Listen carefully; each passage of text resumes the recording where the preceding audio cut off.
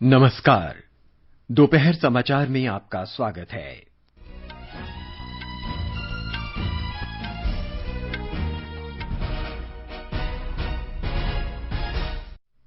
प्रधानमंत्री नरेंद्र मोदी ने डिजिटल माध्यम से प्रधानमंत्री मत्स्य संपदा योजना का शुभारंभ किया।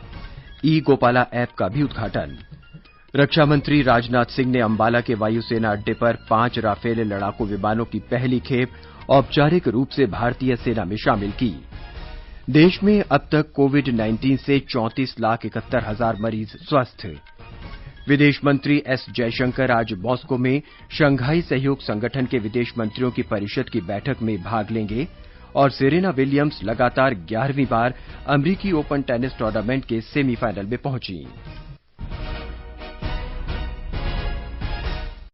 दोपहर समाचार में प्रियंका अरोड़ा के साथ मैं नवीन सक्सेना। प्रधानमंत्री नरेंद्र मोदी ने आज डिजिटल माध्यम से प्रधानमंत्री मत्स्य संपदा योजना का उद्घाटन किया। उन्होंने ई गोपाला ऐप की भी शुरुआत की, जिसका उद्देश्य मत्स्य पालन, मत्स्य बीज में व्यापक बेहतरी, संबंधित बाजार और सूचना पोर्टल की व्यवस्था करना है। इस ऐप को किसान सीधे तौर पर इस्तेमाल कर सकते हैं। इस अवसर पर प्रधानमंत्री ने बिहार में मत्स्य पालन और पशुपालन क्षेत्रों से संबंधित अनेक कार्यक्रमों की शुरुआत की।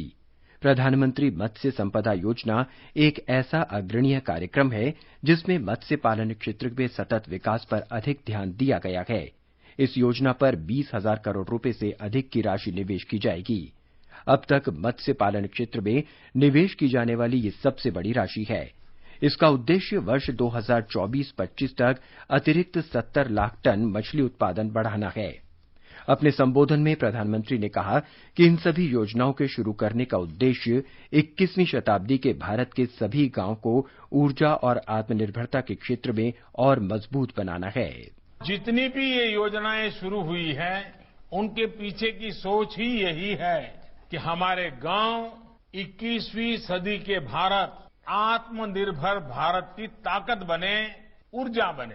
कोशिश ये है कि अब इस सदी में ब्लू रिवॉल्यूशन यानी मछली पालन से जुड़े काम, व्हाइट रिवॉल्यूशन यानी डेयरी से जुड़े काम, स्वीट रिवॉल्यूशन यानी शहद उत्पादन से जुड़े काम हमारे गांवों को और समृद्ध और सशक्त करें। प्रधानमंत्री ने कहा कि आज प्रधानमंत्री मत्स्य संपदा योजना देश के 21 राज्यों में शुरू की जा रही है। श्री मोदी ने कहा कि अगले 4-5 वर्ष में इन योजनाओं पर 20,000 से अधिक रुपए खर्च किए जाएंगे। इसी के तहत ही बिहार के पटना, पूर्णिया, सीतामढ़ी, मधेपुरा, किशनगंज और समस्तीपुर में अनेक सुविधाओं का लोकार्पण और शिलान्यास किया गया है। इससे मछली उत्पादकों को नया इंफ्रास्ट्रक्चर मिलेगा, आधुनिक उपकरण मिलेंगे, नया मार्केट भी मिलेगा।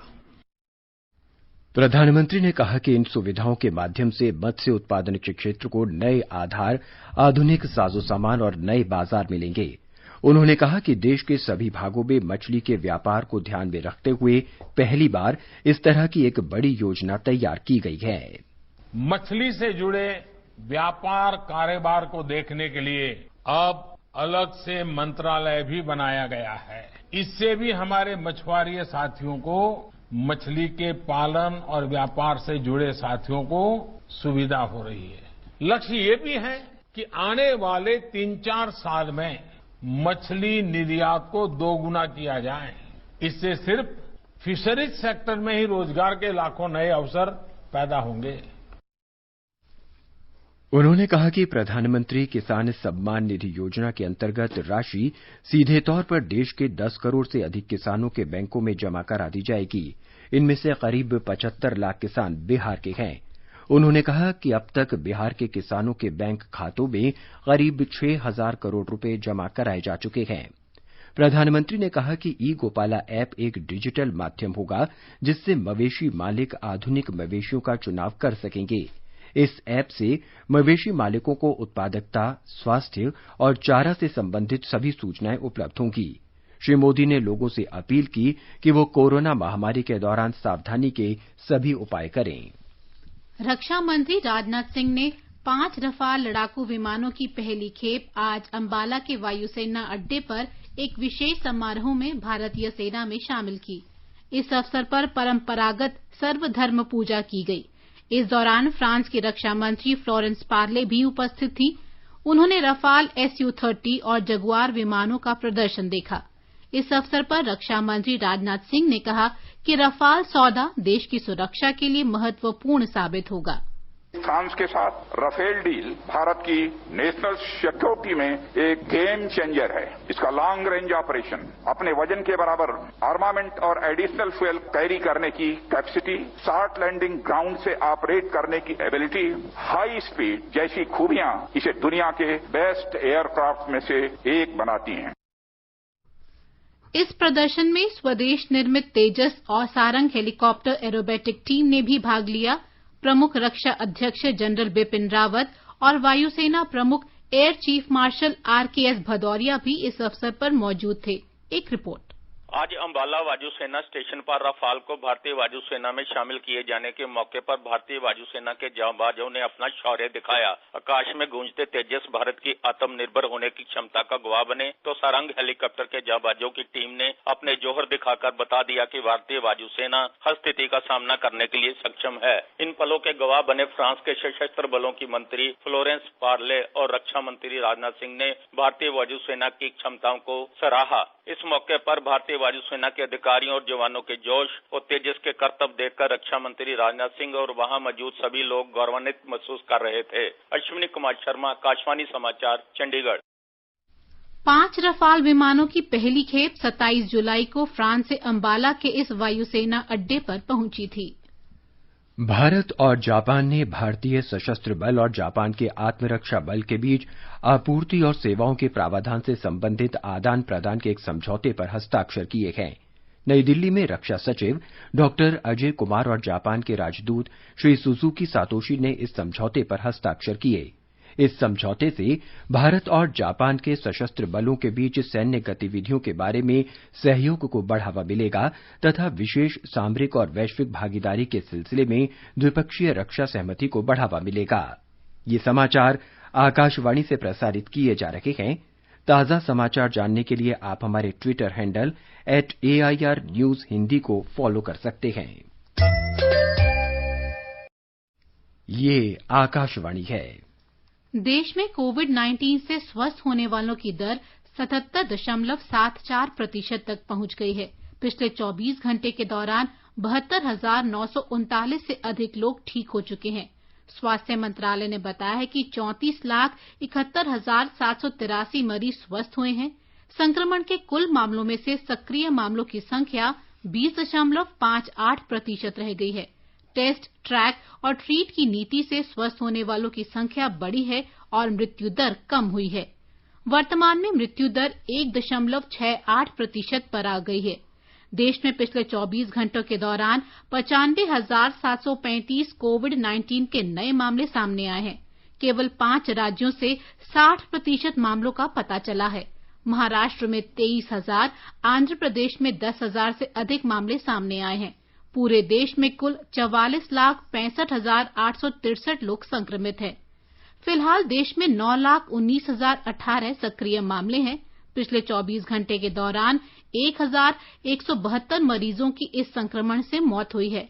मरने वालों की कुल संख्या 75,062 हो गई है। पिछले 24 घंटों में 11,29,756 लोगों की जांच की गई है। पूरे देश में अब तक 5,29,00,000 से अधिक लोगों की जांच की जा चुकी है। देश में जांच प्रयोगशालाओं की संख्या बढ़कर 1,686 हो गई है। केंद्रीय स्वास्थ्य मंत्रालय ने राज्यों और केंद्र शासित प्रदेशों से आग्रह किया है कि वो रैपिड एंटीजन टेस्ट में नेगेटिव पाए जाने वाले कोरोना लक्षण वाले सभी मामलों की अनिवार्य रूप से RT-PCR के जरिए फिर से जांच करें। मंत्रालय ने पाया है कि कुछ बड़े राज्यों में रैपिड एंटीजन टेस्ट में नेगेटिव पाए जाने वाले कोरोना लक्षण वाले मामलों की RT-PCR जांच नहीं की जा रही है।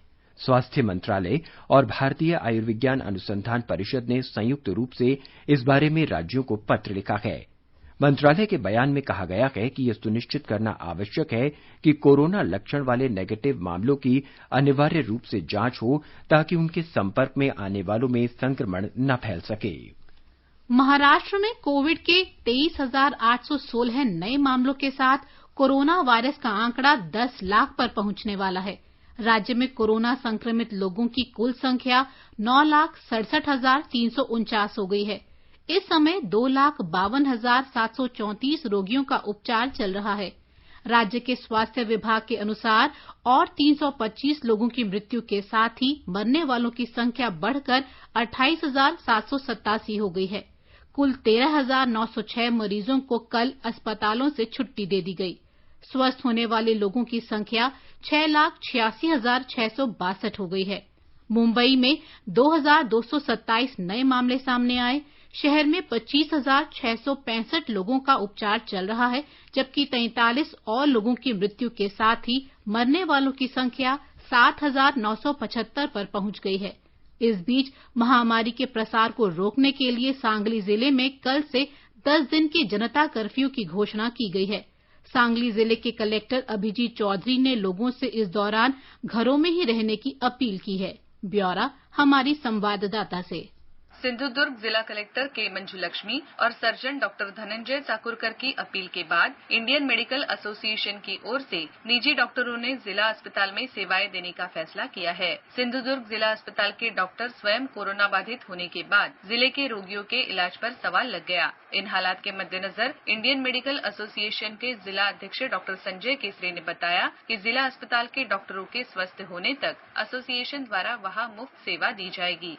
वहीं पुणे में कोविड-19 रोगियों के लिए अस्पतालों में बेड से संबंधित डैशबोर्ड विकसित करने के बाद पुणे नगर निगम ने अब एम्बुलेंस सेवा के लिए भी डैशबोर्ड बनाने का फैसला किया है। इसी बीच कोविड महामारी को रोकने के लिए कल से सांगली जिले में 10 दिन के कर्फ्यू की घोषणा की गई है। ये कर्फ्यू पूरी तरह से स्वैच्छिक होगा। हालांकि प्रशासन ने डेयरी, दवाओं और अस्पतालों के अलावा अन्य सभी दुकानें बंद करने का आग्रह किया है। माधुरी पांगे, आकाशवाणी समाचार, मुंबई। तेलंगाना में पिछले 24 घंटों के दौरान कोविड-19 के 2,534 नए मामलों की पुष्टि के साथ ही राज्य में संक्रमित लोगों की संख्या बढ़कर 1,50,176 हो गई है। राज्य में कल 63,000 से अधिक जांच हुई। कल और 2,071 लोगों के ठीक होने के साथ ही स्वस्थ होने की दर में धीरे धीरे सुधार हो रहा है।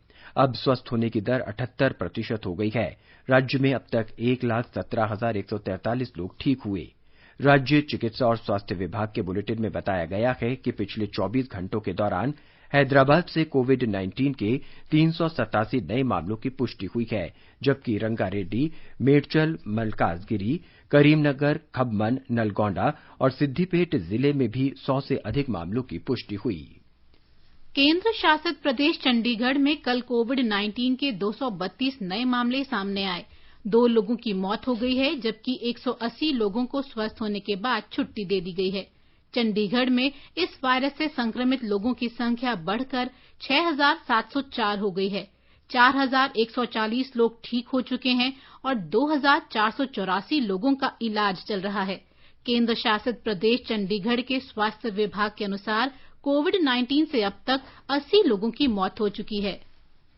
रेल मंत्रालय ने शनिवार से कुछ मार्गों पर निर्धारित समय सारणी के अनुरूप 40 जोड़ी रेलगाड़ियां चलाने का फैसला किया है। इस समय 16 विशेष रेलगाड़ियां विजयवाड़ा डिवीजन से गुजर रही हैं। यात्री रेल सेवाओं की आंशिक रूप से बहाली के तहत मौजूदा श्रमिक स्पेशल और विशेष वातानुकूलित रेलगाड़ियों के अलावा 8 और रेलगाड़ियां इस मार्ग पर चलेंगी। इन रेलगाड़ियों की बुकिंग आज से शुरू हो गई है। ये रेलगाड़ियां पूरी तरह आरक्षित होंगी। कोविड-19 के मद्देनजर यात्रियों के बीच सुरक्षित दूरी बनाए रखने और अन्य सभी एहतियाती उपाय किए जाएंगे। यात्रियों से अनुरोध किया गया है कि वो आरक्षण काउंटर पर भीड़भाड़ से बचने के लिए ऑनलाइन टिकट बुकिंग का लाभ उठाएं। दिल्ली मेट्रो सेवा आज सुबह रेड, ग्रीन और वायलेट लाइनों पर शुरू हो गई। इसके साथ मेट्रो नेटवर्क की 7 लाइनें यात्रियों के लिए खोल दी गई हैं।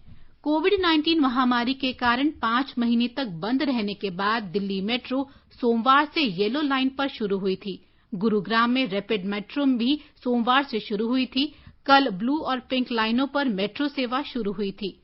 दिल्ली मेट्रो रेल निगम ने सुरक्षा मानकों का पालन करने और अच्छी सेवा देने में मदद के लिए यात्रियों के प्रति आभार व्यक्त किया है। आकाशवाणी का समाचार सेवा प्रभाग आज अपने फोन इन कार्यक्रम में कोविड-19 पर विशेष परिचर्चा प्रसारित करेगा। भारतीय जन स्वास्थ्य न्यास के अध्यक्ष डॉक्टर के श्रीनाथ रेड्डी चर्चा में भाग लेंगे। श्रोता टोल फ्री नंबर 1800-115767 पर विशेषज्ञों से सवाल पूछ सकते हैं।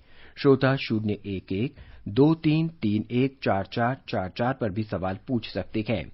इस कार्यक्रम को आज रात 9:30 से एफएम गोल्ड और अतिरिक्त मीटरों पर सुना जा सकता है। ये कार्यक्रम हमारी वेबसाइट newsonair.com और हमारे YouTube channel news on AIR official पर भी उपलब्ध रहेगा। इसे आप हमारे mobile app news on AIR पर भी सुन सकते हैं। आगे बढ़ने से पहले मुख्य समाचारों पर एक नजर। प्रधानमंत्री नरेंद्र मोदी ने डिजिटल माध्यम से प्रधानमंत्री मत्स्य संपदा योजना का शुभारंभ किया। ई गोपाला ऐप का भी उद्घाटन। रक्षा मंत्री राजनाथ सिंह ने अंबाला के वायुसेना अड्डे पर 5 रफाल लड़ाकू विमानों की पहली खेप औपचारिक रूप से भारतीय सेना में शामिल की। देश में अब तक कोविड-19 से 34,71,000 मरीज ठीक हुए। विदेश मंत्री एस जयशंकर आज मॉस्को में शंघाई सहयोग संगठन के विदेश मंत्रियों की परिषद की बैठक में भाग लेंगे। और सेरेना विलियम्स लगातार 11वीं बार अमरीकी ओपन टेनिस टूर्नामेंट के सेमीफाइनल में पहुंची।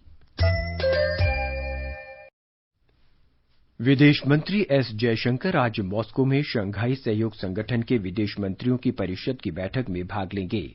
इस बैठक में शंघाई सहयोग संगठन के आगामी शिखर सम्मेलन की तैयारियों की समीक्षा की जाएगी और अंतर्राष्ट्रीय तथा क्षेत्रीय मुद्दों पर विचार विमर्श होगा। विदेश मंत्रियों की परिषद की यह तीसरी बैठक होगी जिसमें भारत शंघाई सहयोग संगठन के पूर्ण सदस्य के रूप में भाग लेगा। रूसी परिसंघ की अध्यक्षता में इस संगठन की वार्ताओं में भारत सक्रिय रूप से भाग लेता रहा है। डॉक्टर जयशंकर ने कल रूस के विदेश मंत्री सर्गेई लावरोव से भेंट की।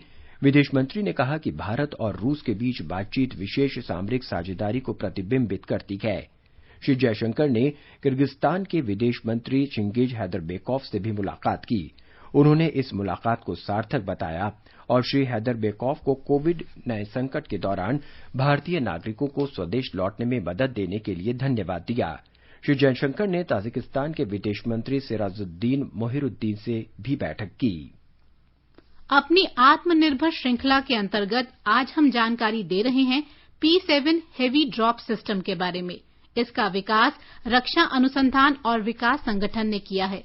P7 heavy drop system IL-76 विमान से 60 टन तक सामग्री की पैरा ड्रॉपिंग करने में सक्षम है। इसमें एक प्लेटफॉर्म और विशेष पैराशूट सिस्टम शामिल हैं। ये पैराशूट सिस्टम बहुस्तरीय प्रणाली है जिसमें 5 प्रमुख कैनोपी, 5 ब्रेक शूट, 2 सहायक शूट, 1 निष्कर्षण पैराशूट हैं। इसका प्लेटफॉर्म एल्यूमीनियम या स्टील मिश्रित धातुओं से बना होता है। इस प्रणाली को 100% स्वदेशी संसाधनों से बनाया गया है। P7 हेवी ड्रॉप सिस्टम को सेना में शामिल किया जा चुका है। कर्नाटक बच्चों और गर्भवती माताओं में कुपोषण का सामना करने वाले राज्यों में से एक है। समेकित बाल विकास सेवा के आंकड़ों के अनुसार राज्य में कुपोषण के शिकार बच्चों का प्रतिशत 32.5 है, जबकि राष्ट्रीय औसत 35% है। कम वजन वाले बच्चों का प्रतिशत 26 से अधिक है, जबकि राष्ट्रीय औसत 20% है। कर्नाटक में खून की कमी का आंकड़ा 60.9% है, जबकि राष्ट्रीय औसत 58.6% है। इन समस्याओं के निदान के लिए राज्य सरकार पोषण अभियान चला रही है, जो केंद्र सरकार का मुख्य कार्यक्रम है। समेकित बाल विकास सेवा की संयुक्त निदेशक सुरेखा विजय प्रकाश ने आकाशवाणी से बातचीत में पूरे महीने चलाए जा रहे कार्यक्रमों के बारे में बातचीत की। We are conducting some competition to school children, importance of nutrition, and also with the help of horticulture department, we are planning to have around 7,000 kitchen gardening at Anganwadi level. Then home visits we planned along with ASHA worker and ANM, and also to create awareness among the public, we have planned a lot of programs through Doordarshan and Akashvani also. Assam में राष्ट्रीय पोषण माह गतिविधियां आज से औपचारिक रूप से शुरू हो गईं। सामाजिक कल्याण मंत्री प्रमिला रानी ब्रह्मा ने गुवाहाटी में इस कार्यक्रम का उद्घाटन किया। इस अवसर पर सुश्री ब्रह्मा ने आंगनवाड़ी केंद्रों पर सब्जियों और फलों के पौधे लगाए। उन्होंने कहा कि प्रधानमंत्री नरेंद्र मोदी के शुरू किए गए कार्यक्रम के अनुसार समाज कल्याण विभाग पोषण माह के अंतर्गत विभिन्न कार्यक्रम चला रहा है। सुश्री ब्रह्मा ने महिलाओं और बच्चों के स्वास्थ्य के लाभ के लिए बेहतर से बेहतर तौर तरीके इस्तेमाल करने पर जोर दिया। हमारे संवाददाता ने बताया है कि पोषण माह के अंतर्गत राज्य में विभिन्न प्रकार की गतिविधियां आयोजित की जा रही हैं। महिलाओं और बच्चों के स्वास्थ्य में सुधार पर प्राथमिक ध्यान देने के साथ ही असम में राष्ट्रीय पोषण महीने का गतिविधि शुरू हो गया है। असम में पोषण अभियान के तहत लगभग 33 लाख लाभार्थी को कवर किया गया है। आईसीडीएस केंद्र, सरकारी स्कूल और इमारतों में सभी स्थानीय रूप से उपलब्ध सब्जी और फलों के एक पोषक उद्यान या न्यूट्री गार्डन स्थापित करने पर भी बल दिया गया है। इसमें पंचायत, कृषि और शिक्षा सहित कई विभाग सहायता प्रदान कर रहे हैं। पोषण माह के दौरान विभिन्न प्रतियोगिताएं, डिजिटल पंचायत वेबिनार का भी आयोजन किया गया है। मानस प्रतिम शर्मा, आकाशवाणी समाचार, गुवाहाटी। गांधी दर्शन पर हमारी श्रृंखला में आज हम आपके लिए एक रिपोर्ट लाए हैं कि किस तरह से गांधी जी के महिलाओं को स्वतंत्रता आंदोलन में सक्रिय रूप से शामिल होने के आह्वान से उनके जीवन को अत्यधिक प्रभावित किया और उनके दृष्टिकोण को बल दिया। महात्मा गांधी के आह्वान पर और स्वराज के लक्ष्य को प्राप्त करने के लिए महिलाएं रीति रिवाजों को पीछे छोड़कर और घर की चार दीवारी लांघकर स्वतंत्रता आंदोलन में कूद गईं और जेल भी गईं। महात्मा गांधी का दिया अहिंसा के मंत्र को महिलाओं ने बखूबी निभाया। महात्मा गांधी ने महिलाओं को आजादी के आंदोलन से जोड़ा और सार्वजनिक जीवन में उनकी भागीदारी सुनिश्चित की। अनुपम मिश्र, आकाशवाणी समाचार, दिल्ली। यदि आप किसी स्थान के बारे में जानना चाहते हैं तो उसके बारे में पढ़ने से बेहतर है कि उस स्थान का भ्रमण करें। एक भारत श्रेष्ठ भारत अभियान एक अवसर है जो हमारे देश की विविध संस्कृति के बारे में जानकारी देता है। ये अभियान महाराष्ट्र और उड़ीसा के लोगों को एक दूसरे के खान पान, संगीत, नृत्य, रंगमंच, हस्तकला, खेल, साहित्य और त्योहार के बारे में पर्यटन के माध्यम से जानकारी उपलब्ध कराता है। भारत विविधता में एकता के लिए जाना जाता है। पूरा देश विविध भाषा, संस्कृति और धार्मिकता के धागों से बुना हुआ है। साझा इतिहास के साथ आपसी समझ की भावना ने भारत में विभिन्नता में एकता विकसित की है। इसके तहत उड़ीसा और महाराष्ट्र के बीच कला, संस्कृति और भाषा का आदान प्रदान हो रहा है। इस पर महाराष्ट्र के मुंबई में रहने वाली शिल्पी कहती हैं कि उड़ीसा और महाराष्ट्र की संस्कृति में बहुत समानता है। हमारी भिन्नता में एकता की संस्कृति ही हमें श्रेष्ठ बनाती है। मैं उड़ीसा से हूँ, लेकिन मुंबई में मेरा ससुराल है। फैमिली के साथ सभी यहीं रहते हैं। मुझे महाराष्ट्र और उड़ीसा के कल्चर में बहुत ज्यादा फर्क नहीं दिखा। यहाँ के खान पान, फेस्टिवल्स बहुत कलरफुल होते हैं। यही हमारे भारत की खूबसूरती है। सभी स्टेट्स में कुछ न कुछ समानताएं हैं। यही हमें श्रेष्ठ बनाते हैं। इतिश्री सिंह राठौर, आकाशवाणी समाचार, कटक। ये समाचार हमारी वेबसाइट newsonair.com/hindi और हमारे mobile app news on AIR पर भी उपलब्ध हैं।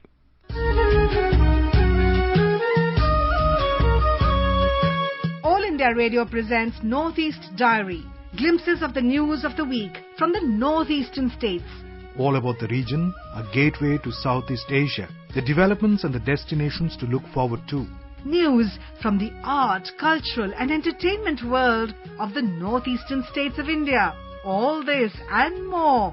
Every Thursday, 5:30 to 6 p.m. in the evening on 100.1 All India Radio FM News Channel.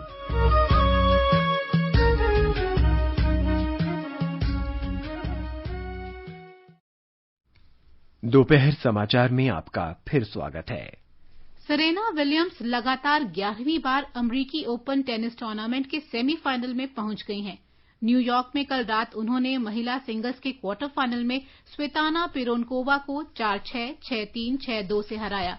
Serena इस टूर्नामेंट में यदि खिताब जीतती हैं तो वे 24वीं बार ग्रैंड स्लैम सिंगल्स का खिताब जीतने के मार्गरेट कोर्ट के रिकॉर्ड की बराबरी कर लेंगी। आज विश्व आत्महत्या रोकथाम दिवस है। हर वर्ष 10 सितंबर को विश्व स्वास्थ्य संगठन अन्य संगठनों के सहयोग से इस प्रवृत्ति के खिलाफ विश्वव्यापी जागरूकता बढ़ाने के लिए इस दिवस का आयोजन करता है। इस दिन शिक्षा और स्मारकीय आयोजनों, संवाददाता सम्मेलनों के साथ साथ फेसबुक और ट्विटर सहित विभिन्न प्रकार के कार्यक्रम आयोजित किए जाते हैं। डॉक्टर रामप्रकाश बेनीवाल ने बताया कि जागरूकता से आत्महत्या के मामलों को रोका जा सकता है।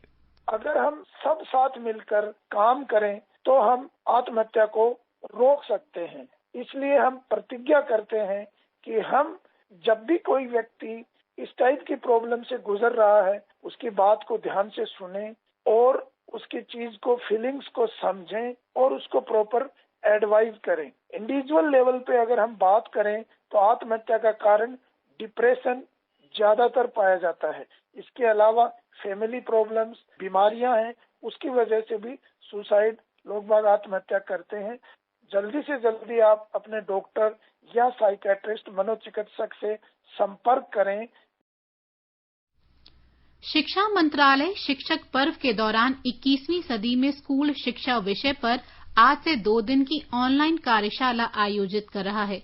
कार्यशाला का पहला दिन प्रधानाचार्यों और अध्यापकों पर केंद्रित होगा, जिसमें नई शिक्षा नीति को सृजनात्मक ढंग से लागू करने पर जोर दिया जाएगा। इस कार्यशाला में राष्ट्रीय पुरस्कार प्राप्त अध्यापक और सृजनात्मक गतिविधियों में लगे अध्यापक भाग लेंगे।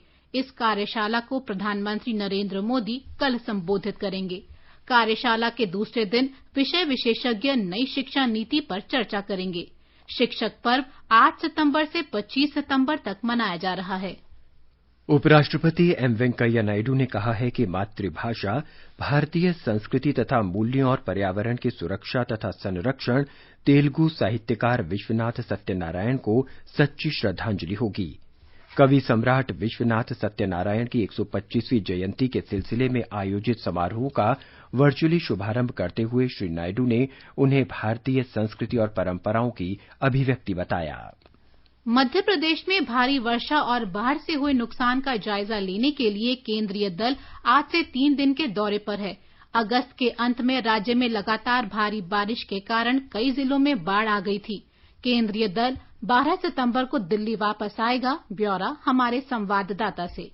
संयुक्त सचिव आशुतोष अग्निहोत्री के नेतृत्व वाले केंद्रीय दल में कृषि, वित्त, जल संसाधन, सड़क परिवहन और राजमार्ग तथा ग्रामीण विकास मंत्रालय के अधिकारी शामिल हैं। केंद्रीय अध्ययन दल बाढ़ प्रभावित जिलों सीहोर, रायसेन, होशंगाबाद, हरदा और देवास का दौरा कर फसलों सहित अन्य नुकसान का आकलन करेगा। उधर मुख्यमंत्री शिवराज सिंह चौहान ने कहा है कि बाढ़ प्रभावित लोगों को हुए नुकसान की पूरी भरपाई सरकार द्वारा की जाएगी। राज्य सरकार प्रभावित लोगों को घर के पुनर्निर्माण में सहायता के तौर पर 1 लाख से 2 लाख रुपए की राशि प्रदान करेगी। इसके अलावा प्रत्येक बाढ़ प्रभावित व्यक्ति को 50 किलोग्राम खाद्यान्न निःशुल्क दिया जाएगा। संजीव शर्मा, आकाशवाणी समाचार, भोपाल। और अब एक नजर आज के मौसम पर। राष्ट्रीय राजधानी दिल्ली में आंशिक रूप से बादल छाए रहने की संभावना है। मुंबई में आमतौर पर बादल छाए रहेंगे और हल्की वर्षा हो सकती है। चेन्नई में भी बादल छाए रहने और हल्की वर्षा की संभावना है। कोलकाता में आंशिक रूप से बादल छाए रहेंगे। सामान्य वर्षा या गरज के साथ बौछारें पड़ सकती हैं। केंद्र शासित प्रदेश जम्मू कश्मीर के जम्मू में न्यूनतम तापमान 25 डिग्री सेल्सियस रिकॉर्ड हुआ। अधिकतम 34 डिग्री सेल्सियस के आसपास रहेगा।